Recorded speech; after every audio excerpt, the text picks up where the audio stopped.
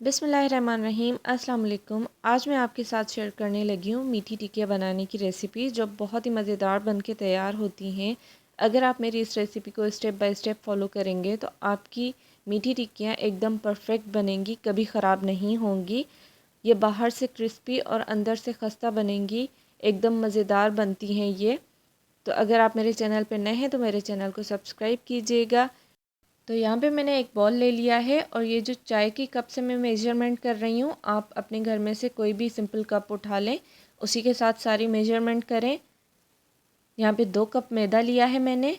मैदे को अच्छे से हम छान लेंगे पहले। जब भी मैदा यूज़ करना हो किसी भी रेसिपी में, उसको छाना ज़रूर करें, छान के ही यूज़ किया करें। अब जिस कप से हमने मैदा मेजर किया है, उसी का आधा कप हम लेंगे सूजी। 1 कप पिसी हुई चीनी, ये घर की पिसी हुई चीनी है। अब इसमें जाएगा 1/4 टीस्पून नमक, यानी हाफ़ टी स्पून से भी कम। और यहाँ पे जाएगा 5 table spoon coconut powder, 3 table spoon सफ़ेद तिल यूज़ करूँगी इसमें मैं। आप बढ़ा सकते हैं इसकी क्वांटिटी भी अपनी मर्ज़ी के साथ। और यहाँ पे मैंने घी लिया है, लेकिन मेल्टेड घी होना चाहिए, गरम नहीं होना चाहिए, लेकिन मेल्टेड होना चाहिए। तकरीबन 4 टेबल स्पून जितना। इसको अच्छे से मिक्स कर लेंगे।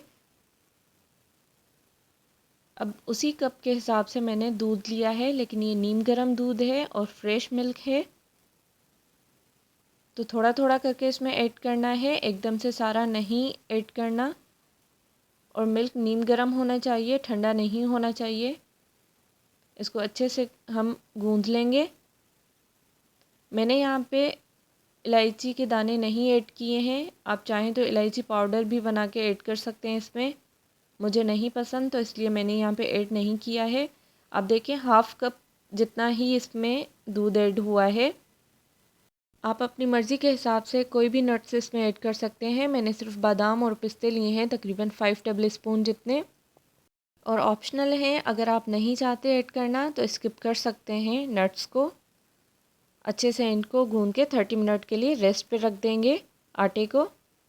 इस तरीके का होना चाहिए आटा, ना सॉफ्ट और ना ही ज़्यादा हार्ड। 30 मिनट रेस्ट के बाद हमने इसके 2 पीसेस कर लेने हैं इस तरीके से। और एक बड़ी सी रोटी बेल लेनी है।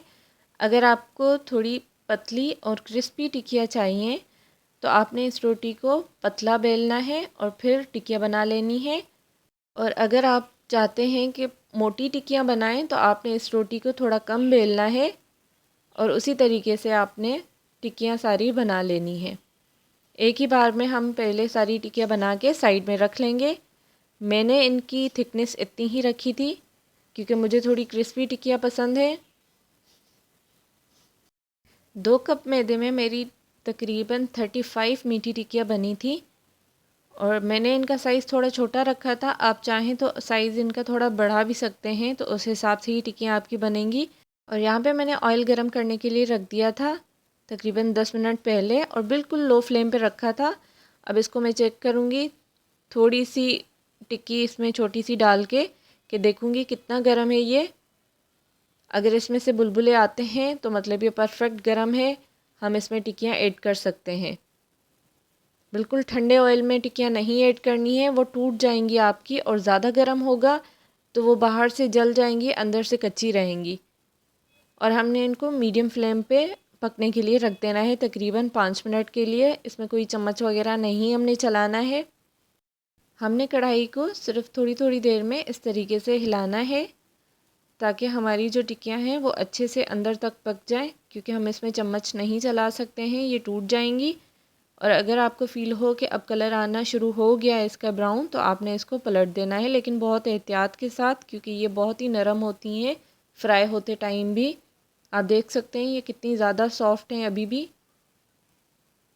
तो हमने इसको हल्के से इस तरीके से फ्लिप कर देना है, और इसका थोड़ा सा कलर चेंज होने लगे तो हमने इसको फ़ौरन से निकाल लेना है, क्योंकि यहाँ पे ये हल्का कलर लगेगा, जब हम इसको निकालेंगे तो ये डार्क हो जाता है। तो थोड़ा सा ब्राउन कलर आए तो हमने इसको निकाल लेना है। अगर आप सोचेंगे कि अभी और कलर चाहिए, अभी और कलर चाहिए, तो इसमें ये बहुत ज़्यादा डार्क हो जाएंगी आपकी टिक्कियाँ। तो इसी तरीके से मैंने सारी टिक्कियों को फ्राई कर लिया है। और एक बैच जब निकल जाए तो आपने फ्लेम बिल्कुल लो कर लेना है ताकि ऑयल थोड़ा ठंडा हो जाए, और उसके बाद बाकी जो टिक्कियाँ हैं वो इसमें ऐड करेंगे। फिर उसी तरीके से हम इनको भी फ्राई कर लेंगे मीडियम फ्लेम पे। और जब तक इसको पलटाएंगे नहीं तब तक इसमें कोई चम्मच नहीं चलाएंगे। और आपने परेशान नहीं होना है, जब ये हम निकाल भी लेंगे पैन से तो भी ये सॉफ़्ट होती हैं। इसको पैन से निकाल के 30 मिनट्स के लिए रख के छोड़ दीजिएगा तो ये खुद ही क्रिस्पी हो जाएंगी। बहुत ही मज़ेदार किस्म की ये बनती हैं। ट्राई ज़रूर कीजिएगा इस रेसिपी को। अगर आप मेरे चैनल पर नए हैं तो मेरे चैनल को सब्सक्राइब कीजिएगा, बेल आइकन को प्रेस कीजिएगा ताकि मेरी अगली हर आने वाली न्यू रेसिपी का नोटिफिकेशन सबसे पहले आप लोगों के पास पहुँचे।